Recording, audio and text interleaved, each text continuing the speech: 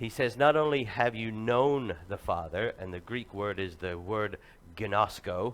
GINOSKO, you knew that, didn't you, Matt? Sure. And it's the word know, and you can see how many times that word is used in our passage there. I underlined it.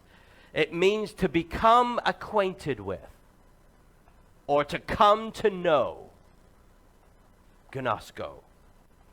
It's why in the authorized version, possibly in the New Authorized Version, the New King James, you hear this in a different context because it was a Jewish idiom. In other words, a manner of speaking, not literally, but it was a saying for intercourse.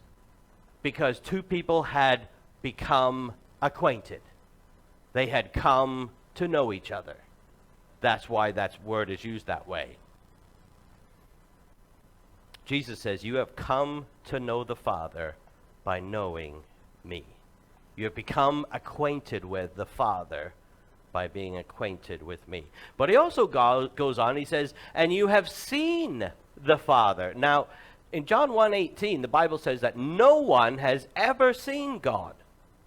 The only God who is at the Father's side. He has made him, the Father, known.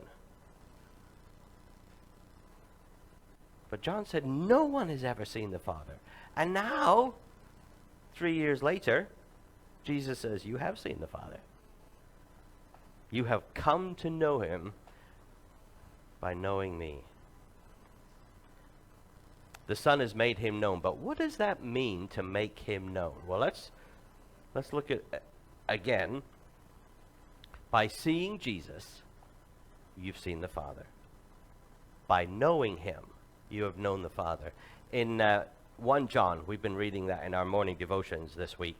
In 1 John, Jesus says that which we have seen and heard and experienced, we now share with you. What's he talking about? He's talking about Jesus Christ himself. John is saying, I was there. I saw him. I touched him. I embraced him. At the last meal, I laid on his chest while we ate. I know, I have come to know him by experiencing, and now I want to share that with you. Well, these are hard words. In verse 8, Philip said to him, Lord, show us the Father, that's enough for us. After 3 years of spending every single day with Jesus, he still doesn't get him, does he? If it was hard for him, it's going to be hard for us. That's what I take from that. And then he presents an interesting question. Jesus said to him, have I been with you so long, and you still do not, look what it says, you still do not know the Father? No. Have I been with you so long, and you still don't know me? Isn't that a peculiar way of answering that question? Show us the Father, that's all we need. Have I been with you so long, and you still don't know me? Have you noticed that Jesus never answers people's questions the way that they thought he would? I've been here for 3 years. We've spent hours and hours and hours together. You've seen me. You've seen me in the morning with my hair a mess. You've seen me at the end of the day with my feet are filthy. You've seen me eating and sometimes spilling food down my chin. And somebody having to go, Jesus, something in your beard. I'm not trying to be irreverent, but what I'm saying is they've seen him inside and out. They've seen everything a part of him. And what he says is, hey, you still don't know me? After all of that, you still don't know me?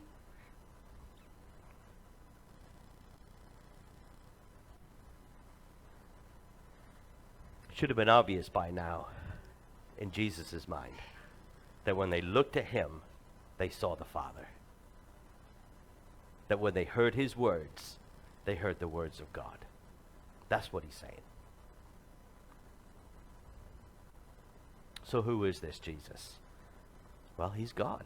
According to him, he's God. He's either a madman and a liar and delusional, or he is who he said he was. Those are the only two options. You can't go about saying that you are God and be somewhere in the middle. Well, if he is God, he is to be worshipped and adored. He's to be followed and obeyed. He's to be treated like God. But he's more than just God. He's also a man. And in my mind, that's why Philip has gotten confused.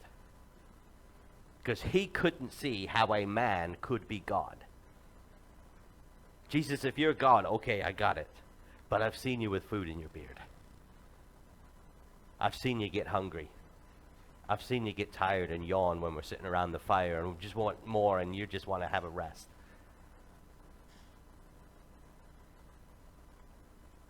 So I know you're a man. Well, if Jesus is right and he is God, but he's also a man, that means he feels the same as all other men. It means he was tempted. The Bible even tells us that. He was tempted just like as we are. But it also means that he could bleed and die. And that's what set him apart. Well, that's the problem. That's the person. Now, I had to reach hard for this one, Matt. Verses 10 to 12, the PISTYOO. It's a Greek word. That means to believe. Because I couldn't find a P word in the context, so we went to the Greek. If that wasn't there, I was going to go to Latin. If it wasn't there, I would just keep looking in other languages till I found a P word. Luckily, there was one in Greek. This word is used 4 times in these 3 verses. I've underlined them, I think. There we go. I've underlined them. 4 times in 3 verses. PISTYOO, to believe. To know is GINOSKO. Why did I put those together? Because they're related. They're related in this sense. To know means to come to know by experience and knowledge. I know this or that. How do you know by experience or knowledge that a cooker is hot? How do you know? Because you burned yourself, right? And from that point forward, you're a little bit nervous about the top of the cooker. You're a little bit more careful. Fact is, somebody did tell you that. You did know it, but not by experience. Now you know it by experience. Now you have come to know that the cooker is hot. The word to believe means to be convinced of something inwardly. So now you are convinced that the cooker is hot because you came to know it. Fact is, you did know it before. That's how they're related. One is something you know inside. You believe it. You trust it. The other is, now I've also experienced it. Jesus said, you have come to know by experience the Father by knowing me. Isn't that shocking? Isn't that amazing? Verse 10 says, do you not believe that I am in the Father and the Father is in me? The words that I say to you, I do not speak of my own authority, but the Father who dwells in me does his works. I've got 2 colors of Play-Doh here. Do you guys see these? I've got green, I think. Lisa's got a green lid. Nope, that's yellow. See the yellow Play-Doh? You guys see that?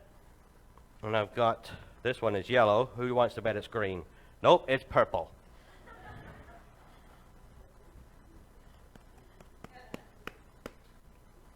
There it comes. There we go. So I've got purple and I've got yellow. We're going to pretend that this is the Father. Okay? God the Father.